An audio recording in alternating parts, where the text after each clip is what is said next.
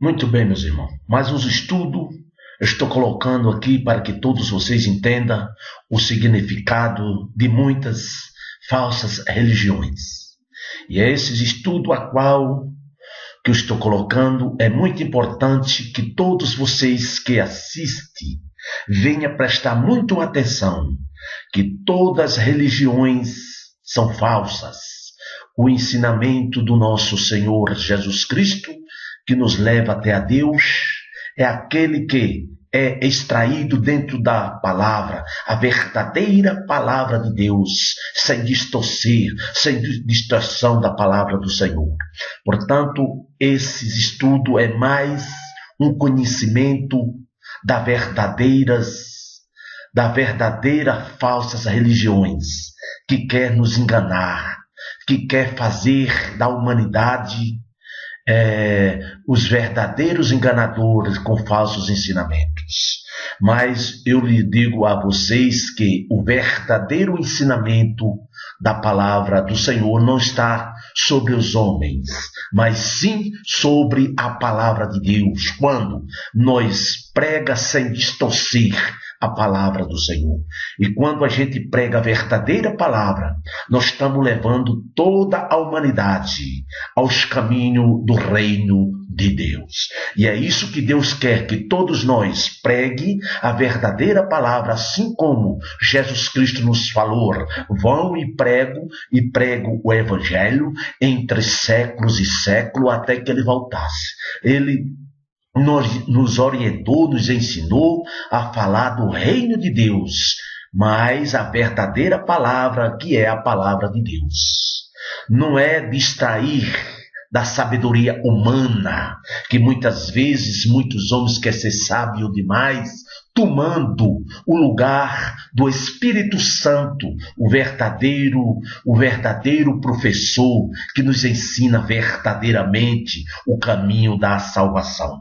E isso é muito importante, meus irmãos, que nós entendamos que Deus não engana ninguém.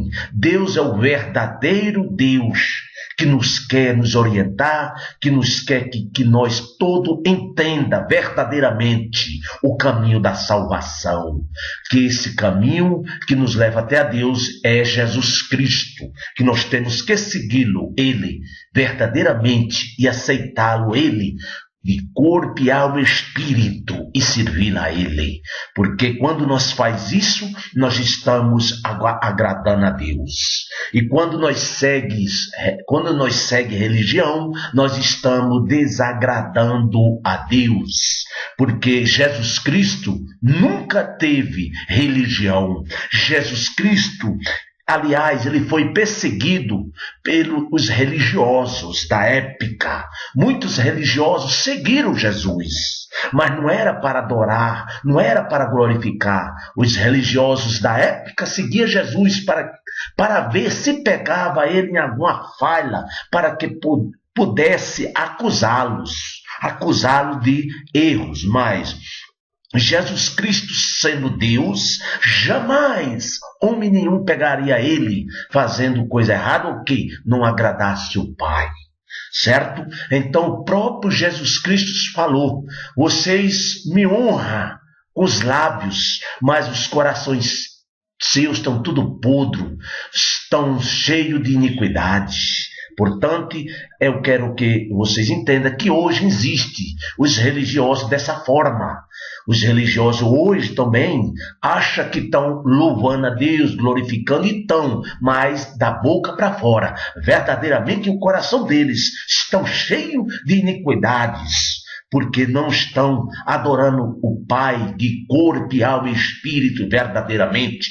Acha que só uma religião está salvo, quando não está salvo. Salvo estamos quando verdadeiramente nós estamos servindo a Deus de corpo, alma e espírito, e dentro da palavra de Deus, orientando todos aqueles que querem ser salvos também, e nos levando a palavra do Senhor. Por isso, eu estou passando mais um tipo de religião para cada um de vocês, para que vocês entendam que Jesus Cristo é o nosso, somente Jesus Cristo é o nosso Salvador. Somente Jesus Cristo é o intermediador entre Deus e o homem. Só Ele pode nos salvar, mas só Ele pode nos salvar quando nós aceitamos o sacrifício dele na cruz do Calvário, porque Ele já derramou o teu sangue na cruz do Calvário para nos salvar. Portanto, eu agora vou passar os estudos, que vocês entendam que esses estudos não é verdadeiro, não leva verdadeiramente ao reino de Deus,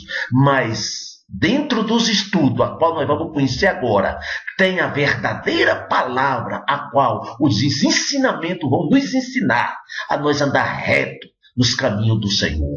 Não é seguir a religião, mas seguir os passos de Jesus. É isso que Deus quer, que nós siga os passos de Jesus, esperando e aguardando a vinda dele, que vem nos buscar para arrebatar a tua igreja, para nos levar para junto do Pai. É verdadeiramente isso que nós temos que prestar muita atenção. E não querer nós ser enganados por falsas religiões, por sabedoria humana, o homem achar que já está sabendo de tudo, quando verdadeiramente eles não sabem de nada. Sim, se eles ensinam fora da palavra, fora do reino de Deus ele está. Porque verdadeiramente nós estamos dentro do reino de Deus só quando nós ensinamos dentro da palavra de Deus, sem distorcer a palavra do Senhor. Aí sim nós estamos verdadeiramente dentro do reino de Deus. Quando, por outro lado, quando você ensina fora da palavra de Deus, verdadeiramente você também está fora do reino de Deus. Então, vamos agora prestar muita atenção a esses estudos. Enquanto isso, eu vou passando esse livro de 1 Coríntios para que vocês também depois meditem na palavra do Senhor, seu áudio. Certo? Se vocês quiserem, seu áudio, ler a palavra do Senhor, vocês têm duas oportunidades de ouvir os estudos e depois ler verdadeiramente a palavra do Senhor que está aqui neste livro, 1 Coríntios. E eu começo no primeiro capítulo, passando para vocês. Enquanto isso, os estudos eu vou passar para que vocês também entendam que verdadeiramente nós somos salvos quando seguimos ao nosso Senhor e Salvador Jesus Cristo. Amém, meus irmãos? Então, já está para começar os estudos e vamos começar para que vocês entendam a verdadeira palavra do Senhor, que é os estudos dessa religião maior de todo o universo. E a gente deve seguir, eu repito, ao nosso Senhor Jesus e não religião. Que religião não salva ninguém. Amém, meus irmãos? Aula 4. Renovação Carismática Católica. A Renovação Carismática Católica é um movimento católico surgido nos Estados Unidos em meados da década de 1960. Ele é voltado para a experiência pessoal com Deus, particularmente através do Espírito Santo e dos seus dons. Esse movimento busca dar uma nova abordagem às formas de evangelização e renovar práticas tradicionais dos ritos e da mística católicos. O movimento carismático católico foi influenciado em seu nascimento pelos movimentos pentecostais de origem protestante, e até hoje esses dois grupos se assemelham em vários aspectos. Origem. A renovação carismática, inicialmente conhecida como Movimento Católico Pentecostal, ou Católicos Pentecostais, surgiu em 1966, quando Steve Clark, na Pensilvânia, Estados Unidos, durante o Congresso Nacional de Cursilhos de Cristandade, mencionou o livro A Cruz e o Punhal, do pastor John Sherrill, sobre o trabalho do pastor David Wilkerson com os drogados de Nova York, falando que era um livro que o inquietava e que todos deveriam lê-lo. Em 1966, católicos da Universidade de Duquesne reuniram-se para a oração e conversa sobre a fé. Eram católicos dedicados a atividades apostólicas, mas ainda assim insatisfeitos com a sua experiência religiosa. Em razão disso, e recordando a experiência bíblica do Pentecostes e das primeiras comunidades cristãs cheias do Espírito Santo, decidiram começar a orar para que o Espírito Santo se manifestasse neles, querendo vivenciar a experiência com o Espírito. Foram ao encontro de William Lewis, sacerdote da Igreja Episcopal Anglicana, que por sua vez os levou até Beth de Schumacher, que fazia em sua casa uma reunião de oração pentecostal. Em 13 de janeiro de 1967, Ralph Kiner, sua esposa Pat, Patrick Borges e William Story vão à casa de Flo Dolge, paroquiana anglicana de William Levis, para assistir à reunião. Em 20 de janeiro, assistem mais uma reunião e suplicam que se ore para que eles recebam o batismo no Espírito Santo. Help recebe o dom de línguas, fenômeno chamado no meio acadêmico de glossolalia ou xenoglossalia. Na semana seguinte, a fevereiro de 1967, Help impõe as mãos para que os 4 recebam o batismo no Espírito Santo. Em janeiro de 1967, Bert James comunica a universitários de Notre Dame, South Bend, Indiana, ocorrido em Pittsburgh. Em fevereiro, antes do retiro de Dickensian, Ralph Kerfer vai a Notre Dame e conta suas experiências. Em 4 de março, um grupo de estudantes se reúnem na casa de Kelvin, um professor de Pittsburgh, partilha a experiência de Dickensian e em 5 de março de 1967, o grupo pede a imposição de mãos para receber o Espírito Santo. Após a Semana Santa, realizou-se um retiro em Notre Dame para discernir o que Deus estaria querendo com essas manifestações. Participam professores, alunos e sacerdotes, e 40 da Universidade de Michigan, entre os quais Stephen Clark e Harvey Martin, que em 1976 iriam para a Universidade de Michigan, em Ann Arbor. A renovação carismática católica no Brasil. A renovação carismática no Brasil teve início no Brasil em 1969, através de padre Eduardo Dougherty, sacerdote jesuíta norte-americano, e comunicou ao padre Haroldo Hahn, também jesuíta e norte-americano, as primeiras ideias do que seria a renovação carismática católica. O padre Eduardo, SJ da Associação do Senhor Jesus, também foi quem lançou em todas as capitais do país as primeiras sementes da renovação carismática católica, que nos anos seguintes, juntamente com o padre Salles, também jesuíta, realizou retiros conhecidos como Experiência do Espírito Santo. Depois, Experiência de Oração. Isso por todo o Brasil. O trabalho cresceu ainda mais com a adesão do Monsenhor Jonas Abib, futuro criador da comunidade Canção Nova. Em 1974, foi realizado o primeiro Congresso Nacional da Renovação Carismática, como orientação do padre Silvestre Scandian. Esse movimento ganhou força em meados dos anos 90 e já responde sozinho por grande parte dos católicos praticantes do país. Ele continua atraindo muitos fiéis e costuma popularizar-se principalmente entre os jovens.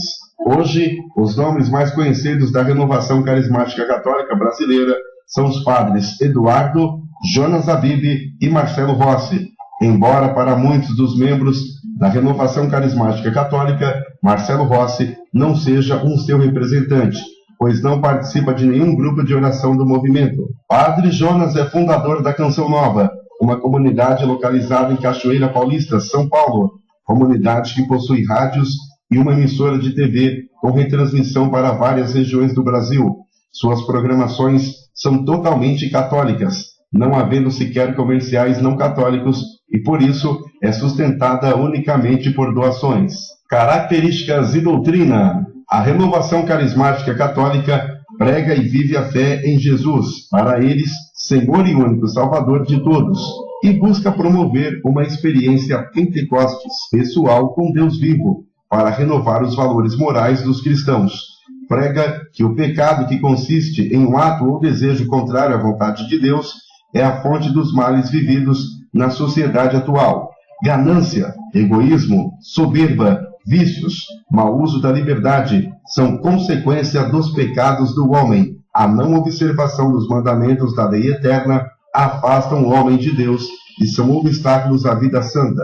Defende que Jesus tem o poder de libertar e perdoar os pecados e que, para isso, basta que o homem arrependa-se de coração diante dele e se utilize da confissão. Na renovação carismática católica e na Igreja Católica como um todo, todos são chamados a romper com o pecado e viver a santidade de Cristo por meio do Espírito Santo, que, segundo eles, concede ao homem a plena realização e resgata a sua imagem e semelhança com o Criador de todas as coisas. Em suas reuniões de oração, utiliza músicas de louvor, adoração que tornam os momentos carregados de ação de Deus, com pregações e o poder do Espírito Santo. No movimento é presente a devoção à Santíssima Virgem Maria, Mãe de Jesus, proclamando a Virgem como bem-aventurada e pedindo sua intercessão e auxílio, já que ela viveu uma vida santa e que serve de modelo a ser seguido pelos cristãos para atingir a salvação por Cristo. Como todo católico, o bem maior que a renovação carismática católica e a Igreja possuem a Eucaristia, que é a celebração da paixão, morte e ressurreição de Jesus Cristo. Em termos de doutrina, a renovação carismática católica observa as Sagradas Escrituras, o Catecismo da Igreja e todas as demais diretrizes da Igreja. Os carismáticos e o Espírito Santo. Os cristãos creem que é o Espírito Santo que conduz as pessoas à fé em Jesus Cristo. Ele lhes dá a capacidade para viverem uma vida feliz, livres do pecado, norteada pelos valores. O Espírito Santo habita dentro de cada cristão. É o desejo de praticar o bem. Ele é descrito como um conselheiro ou ajudante, paraclete em grego. O Espírito Santo, paráclito, aquele que advoga, guiando no caminho da verdade e da justiça. A renovação carismática coloca uma ênfase especial nas obras do Espírito Santo. Os frutos do Espírito, os resultados da sua influência, são amor, gozo, alegria, paz, longanimidade, benignidade, bondade, fé, mansidão, temperança. Ele também concede dons, habilidades, tais como os dons carismáticos de profecia, línguas, discernimento, sabedoria, cura, fé, milagres e ciência. Embora alguns cristãos acreditem que isto apenas aconteceu nos tempos do Novo Testamento, a renovação carismática católica acredita que hoje estes dons estão novamente sendo concedidos. Desse modo, nos grupos de oração da renovação carismática é muito comum o uso do dom de línguas. Também não é raro serem alegadas visões e profecias de origem sobrenatural, que transmitiriam mensagens de Jesus, do Espírito Santo ou de Maria. Às vezes chegam a ser alegadas a realização de curas espirituais ou físicas e outros milagres.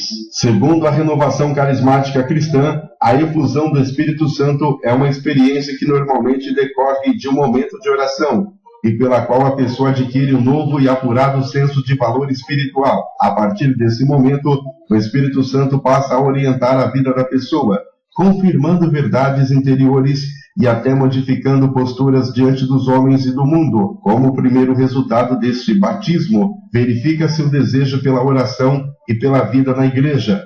Fala-se também em proliferação de eventos sobrenaturais, como ideias, fatos, nomes, condutas e pensamentos, tomados como revelações divinas ou dons espirituais.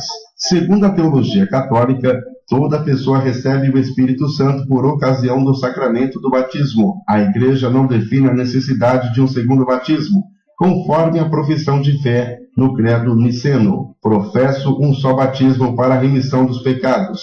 Sendo assim, o batismo no Espírito Santo não é um sacramento nem um requisito para a salvação. Ele seria uma renovação do contato com Deus que for adquirido originalmente pelo batismo, um auxílio para uma vivência na fé mais próxima da anunciada do Evangelho e o catalisador, uma vida de oração mais intensa. Entende-se que esse batismo no Espírito Santo não seja uma invenção da renovação carismática cristã, mas parte dos primórdios do nascimento da Igreja. A renovação carismática católica e a Conferência Nacional dos Bispos no Brasil. Eles possuem um documento chamado Documento 53, com recomendações disciplinando certas práticas místicas no contexto da renovação carismática católica. Recomenda-se, por exemplo, que se evite a prática do repouso no espírito, na qual as pessoas parecem desmaiar durante os movimentos de oração, mas permanecem conscientes do que ocorre em sua volta, e preocupações exageradas com o demônio. Orar e falar em línguas. O destinatário da oração em línguas é o próprio Deus, por ser uma atitude da pessoa absorvida em conversa particular com Deus. E o destinatário do falar em línguas é a comunidade. Como é difícil discernir na prática entre inspiração do Espírito Santo e os apelos do animador do grupo reunido. Não se incentive a chamada oração em línguas e nunca se fala em línguas sem que haja intérprete. Em assembleias, grupos de oração, retiros e outras reuniões, evite-se a prática do assim chamado repouso no Espírito. Essa prática exige maior aprofundamento, estudo e discernimento. Procure-se ainda formar adequadamente as lideranças e os membros da renovação carismática católica para superar uma preocupação exagerada com o demônio, que cria ou reforça uma mentalidade feticista, infelizmente presente em muitos ambientes. O documento também menciona vários aspectos positivos do movimento. Críticas. Os críticos mais ferrenhos da renovação carismática católica alegam que ela fomentaria a histeria coletiva, além de uma leitura literal e fundamentalista da Bíblia. Muitos deles acham que o clero faz vista grossa com relação aos exageros da renovação carismática católica, devido ao temor do crescimento evangélico no Brasil, já que ela seria uma forma de poder atrair mais fiéis e mantê-los. Um ponto criticado do miticismo na renovação carismática católica é o que se chama de repouso no Espírito. Também ocorre de membros da renovação carismática católica alegarem experiências místicas como visões ou profecias com mensagens divinas, sentirem a presença de Maria e até a realização de curas e milagres. Como era de se esperar, esses relatos são vistos com ceticismo por muitos. Os carismáticos também costumam buscar a presença de Maria nos grupos de orações. Alguns afirmam que as experiências tidas como sobrenaturais no contexto da renovação carismática católica seriam facilmente explicadas pela ciência como tendo, na verdade, fundo psicológico. Fenômenos semelhantes ocorreriam em igrejas evangélicas pentecostais e no espiritismo. Podem ser encontradas na internet supostas explicações que falam de algum tipo de hipnose coletiva durante o ambiente carregado de emoção dos grupos de orações e missas da renovação carismática católica. Também já se falou de alterações na região do cérebro, responsável pela noção de espaço-tempo, como um fato que gerasse o repouso no espírito. Mas é preciso reconhecer que faltam estudos sérios sobre o tema. Não há nenhum consenso entre cientistas ou acadêmicos com relação a essas explicações, e também não estão claros os possíveis benefícios ou malefícios das práticas do movimento. Um dos maiores críticos da renovação carismática cristã é o padre Quevedo. Ele afirma que vivem em um ambiente feticista, místico e alienante. Por outro lado, há também muitos religiosos católicos que dão forte apoio a esse movimento, vendo ele como uma fonte de renovação de Deus para a Igreja. Existem questões políticas também envolvidas no crescimento da renovação carismática católica, pois até o final dos anos 80, boa parte da Igreja Católica, principalmente nos países em desenvolvimento, como os da América Latina, era orientada pela teologia da libertação, que cresceu com a luta contra a ditadura militar, com as comunidades eclesiais de base e os diversos movimentos sociais. O discurso da teologia da libertação tinha algumas de suas raízes no marxismo e comunismo, e falava de luta de classes e participação dos cristãos católicos na política, com a intenção de se construir o reino dos céus na terra. Alguns membros da Igreja chegaram mesmo a participar da fundação de partidos políticos, como o Partido dos Trabalhadores no Brasil. A renovação carismática católica é mal recebida por grupos mais tradicionais, dentro do catolicismo, que a acusam de sentimentalista e irracional, além da acusação de que muitos abusos cometidos durante a celebração da missa são obra dos carismáticos. Outro fato que desagrada aos tradicionalistas é o ecumenismo entusiastas de muitos membros da renovação carismática católica, principalmente quando introduzem músicas pentecostais nas cerimônias católicas. A influência dos pentecostais, especialmente no seu início, a renovação carismática católica foi influenciada pelo movimento evangélico pentecostal. Seguem-se alguns dos maiores exemplos desse movimento. O livro A Cruz e o Punhal, influente na formação do movimento, foi escrito pelo pastor David Wilkerson, que também pregou em um dos primeiros congressos da renovação carismática católica nos Estados Unidos. Padre Thomas Forrest, liderança internacional da renovação carismática católica, no início do movimento, teve sua experiência do batismo no Espírito Santo num retiro da Renovação Carismática Católica dos Estados Unidos, pregado por 2 padres, uma freira e 2 evangélicos metodistas. Parte considerável das músicas do livro Louvemos ao Senhor e outras populares do movimento têm origem no protestantismo, tais como Buscai primeiro o reino de Deus e glorificarei o teu nome, ó Deus. Pelo Senhor marchamos sim, a alegria está no coração. Posso pisar uma tropa, eu navegarei. Espírito, vem controlar todo o meu ser. Espírito, encha a minha vida, enche-me com teu poder. Assim como a corça, Deus enviou o seu Filho amado. Se as águas do mar da vida, eu sou feliz porque meu Cristo quer. Temos ainda exemplos mais recentes como: levanta-te, Senhor, fujam diante de ti teus inimigos. Vem o Senhor minha vida oferecer. Meu pensamento vive em você. Se acontecer um barulho perto de você, celebrai a Cristo, celebrai. De fato, algumas vertentes evangélicas pentecostais reclamam da Renovação Carismática Católica por esta copiar seus ritos e músicas. Por outro lado, a Renovação Católica também tem suas próprias músicas. Por outro lado, a Renovação Carismática Católica também tem suas próprias músicas. Para muitos carismáticos e pentecostais, isso é visto de forma positiva, pois seria o início de um verdadeiro ecumenismo entre os cristãos através da partilha da música cristã, diálogo ecumênico e uma maior aproximação com fiéis de outras denominações cristãs é uma das metas do Vaticano e do Conselho Nacional dos Bispos no Brasil, recomendação da Igreja aos fiéis católicos.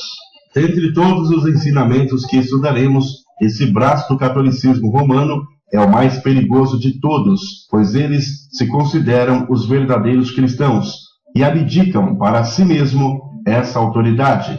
Sabemos que a Renovação Carismática Católica foi criada pela Igreja Católica para confundir aqueles que não conhecem a palavra de Deus, mas que é simpatizantes do movimento evangélico. Esse braço do catolicismo tem como objetivo deter o crescimento evangélico no Brasil. Por isso chamamos a sua atenção, pois tem muitos evangélicos e até alguns pastores que já sinalizam ou veem com bons olhos este braço do catolicismo. É bom lembrar que, mesmo dando ênfase ao Espírito Santo, eles continuam adorando a Maria, participando de missa para mortos, entre outras coisas, que contraria a palavra de Deus, pois sabemos que a palavra de Deus não muda acerca das que praticam tais atos, acerca dos que praticam a tais atos. Ouça o que diz em Apocalipse capítulo 21, versículo 8. Mas, quanto aos tímidos, e aos incrédulos, e aos abomináveis, e aos homicidas, aos fornicários, aos feiticeiros, e aos idólatras, e a todos os mentirosos, a sua parte será no lago que arde com fogo e enxofre, o que é a segunda morte.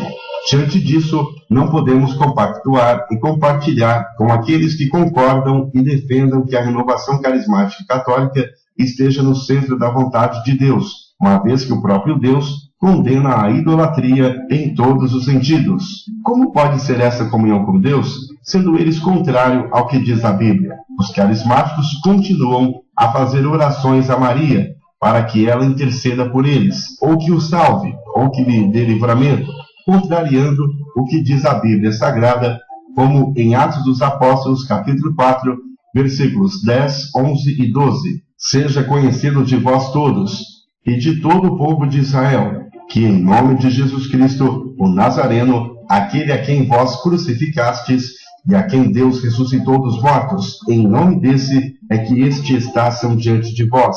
Ele é a pedra que foi rejeitada por vós, os edificadores, a qual foi posta por cabeça de esquina, e em nenhum outro há salvação, porque também debaixo do céu nenhum outro nome há dado entre os homens, pelo qual devamos ser salvos. Portanto, a Bíblia nos afirma que Salvador, intercessor, livramento, só encontraremos em Jesus. Este movimento não é de Deus, pois eles têm como intuito barrar o crescimento da verdadeira igreja cristã, que não aceita a idolatria como doutrina. Contrariando a Renovação Carismática Católica, a Bíblia nos diz que o Espírito Santo veio como substituto de Cristo. Jesus enviou o Espírito Santo como seu substituto e representante na terra. Eu rogarei ao Pai, e ele vos dará outro Consolador, para que fique convosco para sempre.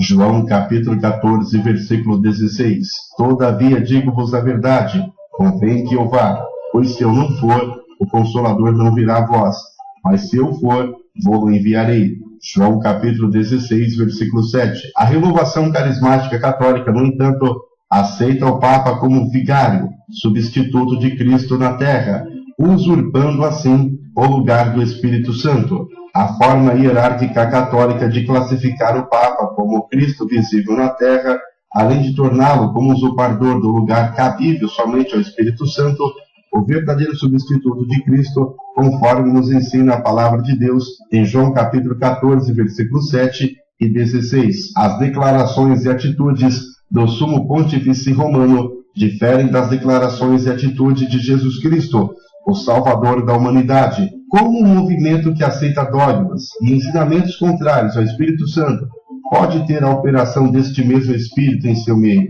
Como pode o Cristo visível na terra ser idólatra e fazer declarações totalmente contrárias à do Espírito Santo? A renovação carismática católica, aceitando estes dogmas e ensinos contrários às Sagradas Escrituras, não pode ser guiada e abençoada pela direção do Espírito Santo de Deus. Deus não é Deus de confusão. É o que diz em 1 Coríntios 14, 33.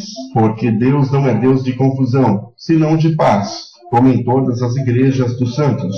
O Espírito Santo veio para testemunhar de Cristo como Príncipe e Salvador. Deus, com a sua destra, o elevou a Príncipe e Salvador, para dar a Israel arrependimento, a remissão de pecados, e nós somos testemunhas destas palavras, nós e também o Espírito Santo, que Deus deu àqueles que lhe obedecem. É o que diz em Atos 5, versículo 31 e 32. O texto bíblico também diz que o Espírito Santo testemunha de Cristo como Salvador, aliás, como suficiente Salvador, que não necessita de assistentes.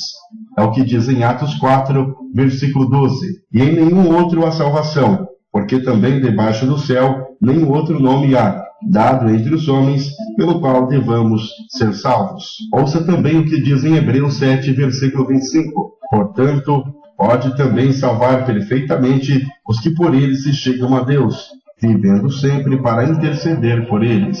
No entanto, a renovação carismática católica aceita Maria como corredentora, dizendo que ela intercede pelo pecador. Ora, quem revelou essa suposta verdade à Igreja Católica Romana? Será que foi o Espírito Santo? Poderia então o Espírito Santo se contradizer tanto assim? Primeiro diz que há um só mediador, como diz em 1 Timóteo 2,5, e depois nega essa verdade e revela um outro mediador? Prezado ouvinte deste curso, esse Espírito que atua na renovação carismática católica pode ser qualquer Espírito, menos o Espírito Santo de Deus.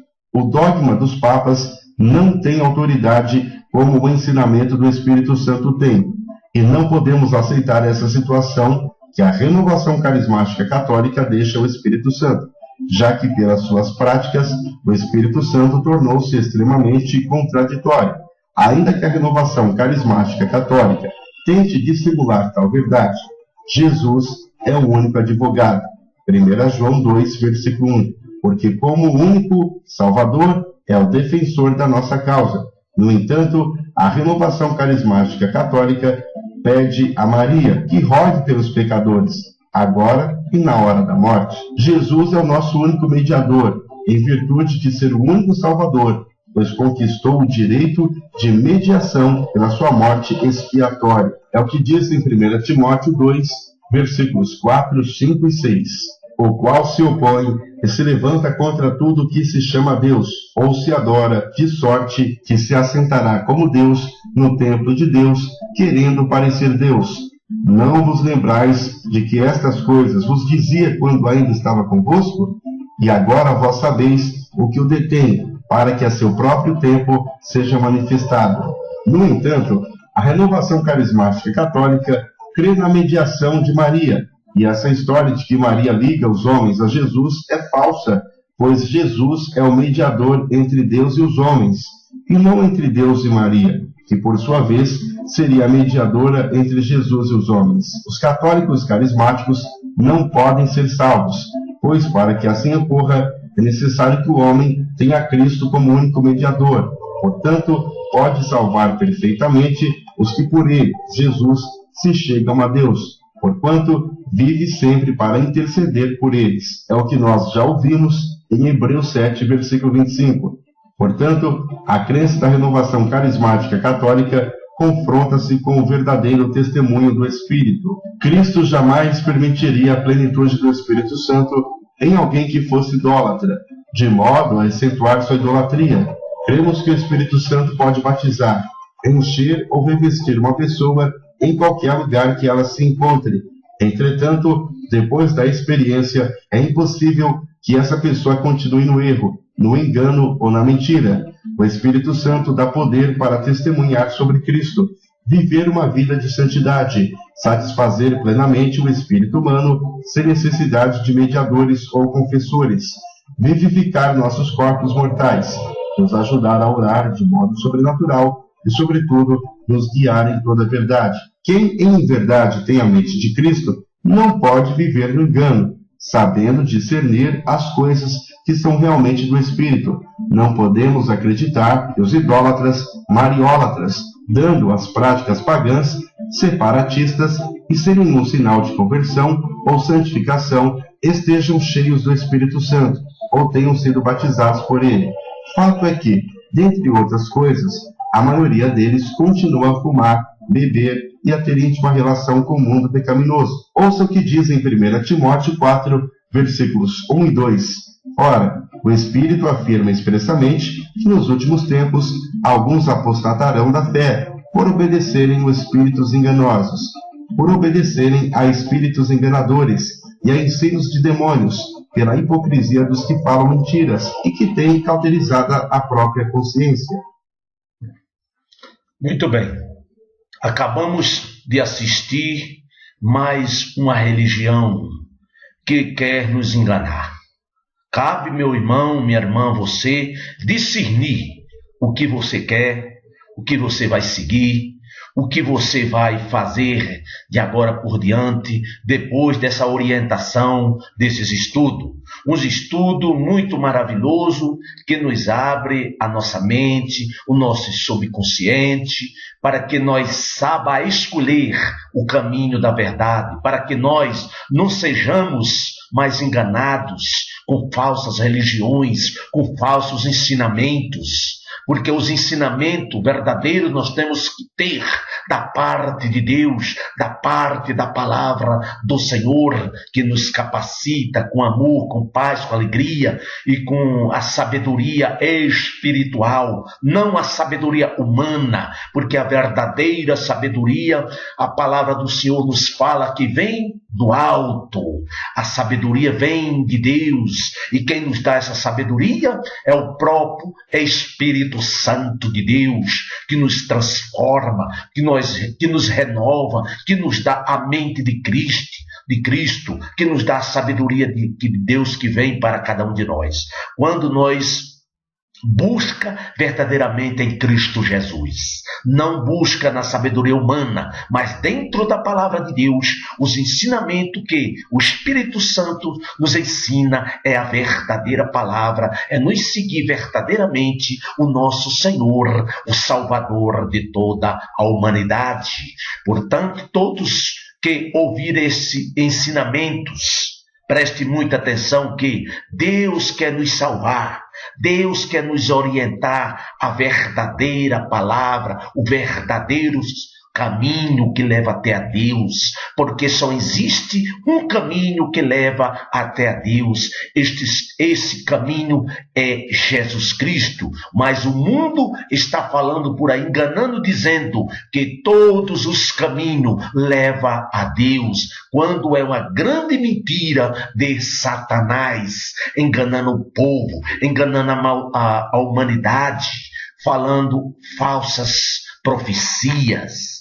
Quando a palavra fala, repito, que é só um caminho que leva a Deus, e esse caminho é Jesus Cristo. E o mundo fala o contrário, as religiões, principalmente essa que vocês acabaram de assistir. Essa religião ensina que todos os caminhos levam a Deus. Espero que vocês tenham sido bem esclarecidos com esses estudos, para que vocês não venham dizer que está salvo quando não está salvo. Porque quando você diz que está salvo e não está salvo, é que vocês não conhecem a verdadeira palavra de Deus. Mas quando a partir de agora que vocês ouviram esses estudos, esses ensinamentos dentro da palavra de Deus, vocês já têm discernimento de escolher o caminho, o verdadeiro caminho da salvação em Cristo Jesus. Portanto, meus irmãos, isso é um estudo que vocês devem dar muito valor, que esses estudos esclarecem se você tem dúvida da tua salvação, porque salvação mesmo só está em Jesus Cristo, e não é em Maria, nem Pedro, nem João, nem Joaquim, nem Santo Fulano, Santo Tricano, não. Isso não há salvação em outros deuses.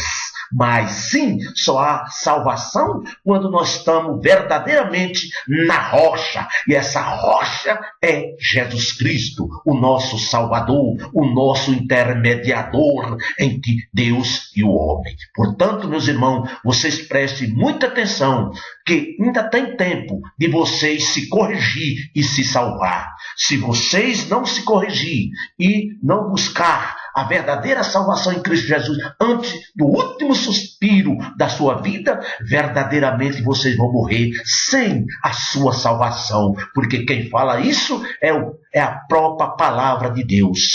Se a palavra de Deus nos fala, essa sim é a verdadeira palavra que nos garante quando nós estamos salvos, quando aceita somente Jesus Cristo como único e suficiente Salvador de nossas almas. Amém, meus irmãos? Eu espero que vocês tenham um bom entendimento,